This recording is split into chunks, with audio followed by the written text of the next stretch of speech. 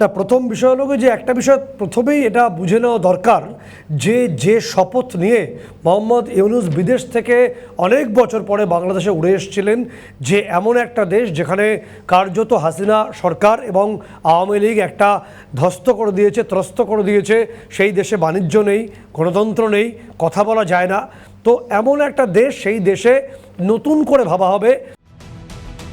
বাংলাদেশের সংবিধান থেকে ধর্মনিরপেক্ষ শব্দ মুছতে সক্রিয় হচ্ছে সে দেশের তদারকি সরকার। বাংলাদেশের সাম্প্রতিক পরিস্থিতির একগুচ্ছ ভিডিও ভাইরাল হলেও সেই ভিডিওর সত্যতা যাচাই করেনি সিএন।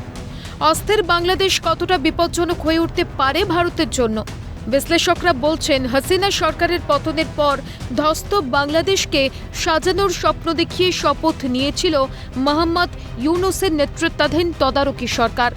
ক্রমেই এবার দাঁত নখ বের করছে ইউনূস সরকার। ভারতের পশ্চিমের দেশ পাকিস্তান আর্থিকভাবে ধুঁকছে, কার্যত দেউলিয়া হওয়ার পথে। সেখানেও ক্রমেই মাথাচাড়া দিয়েছে মৌলবাদ। এবার কি একই পথে হাঁটতে চলেছে ভারতের পূর্বের পড়শি দেশ বাংলাদেশও?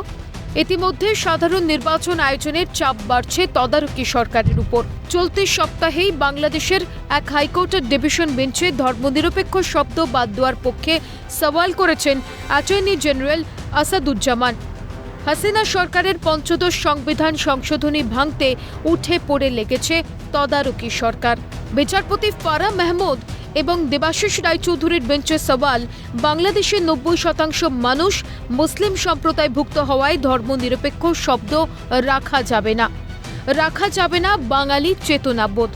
বিশ্লেষকরা বলছেন, মুজিবুর রহমানের হাত ধরে আসা বদলাতে উঠে পড়ে লেগেছে তদারকি সরকার। পয়েন্টগুলো ছিল যখন তিনি বক্তৃতাগুলো দিয়েছিলেন, তখন কিন্তু একটি ধর্মনিরপেক্ষ রাষ্ট্র বাংলাদেশ হবে সেটাই তিনি মনে করেছিলেন এবং ধর্মনিরপেক্ষ রাষ্ট্র তিনি তৈরি করেছিলেন। ইসলামাইজেশনটা হয়েছে বাংলাদেশে এবং ইসলাম মূল ধর্ম হিসেবে বাংলাদেশে উঠে এসেছে।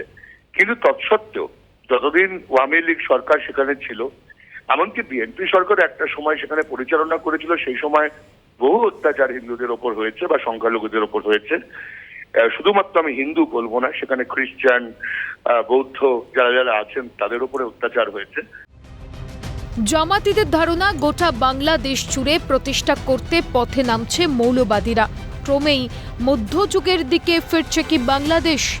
হিজবুত তেহরির প্রধান মাহফুজ আলম তদারকি সরকারের প্রধান পরামর্শদাতা বলছেন বিশ্লেষকরা। সে দেশের কোটা বিরোধী আন্দোলন ক্রমেই ভারত বিরোধী আন্দোলনে পরিণত হচ্ছে, দাবি আন্তর্জাতিক সম্পর্ক বিশেষজ্ঞদের।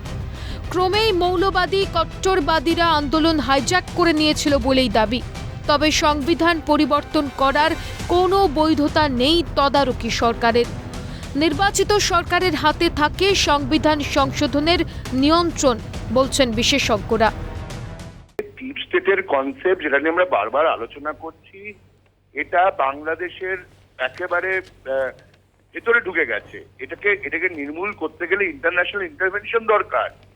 ওরা যেটা করছে ওটা কোনো আধুনিক রাষ্ট্র নয়। অনেক ইসলামিক স্টেট আছে, যেমন মালয়েশিয়া, ইন্দোনেশিয়া, তারা অনেক আধুনিক হয়ে গেছে, সৌদি আরব।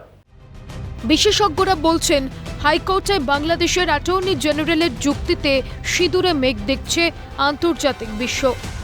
বাংলাদেশের তদারকি সরকার ঘুরিয়ে মৌলবাদী কট্টরপন্থীদের পাশে দাঁড়াচ্ছে। ইসকনকে নিষিদ্ধ করার যে ডাক উঠেছে, তার বিরোধিতায় স্পিকটি নট ইউনূস সরকার। আদতে ধর্মনিরপেক্ষতার মুখোশ ক্রমেই খুলছে বাংলাদেশের বর্তমান সরকারের। বাংলাদেশে ঘটা ইসকন কাণ্ড সারা বিশ্বে তোলপাড় ফেলেছে। বিশেষজ্ঞদের দাবি, ধর্মনিরপেক্ষতার মোড়ক ছেড়ে ক্রমেই সিরিয়া ইরাকের রাজনৈতিক অস্থিরতার দিকেই এগোচ্ছে পড়শি দেশ। সত্যজিৎ মুখোপাধ্যায়ের রিপোর্ট, ক্যালকাটা নিউজ।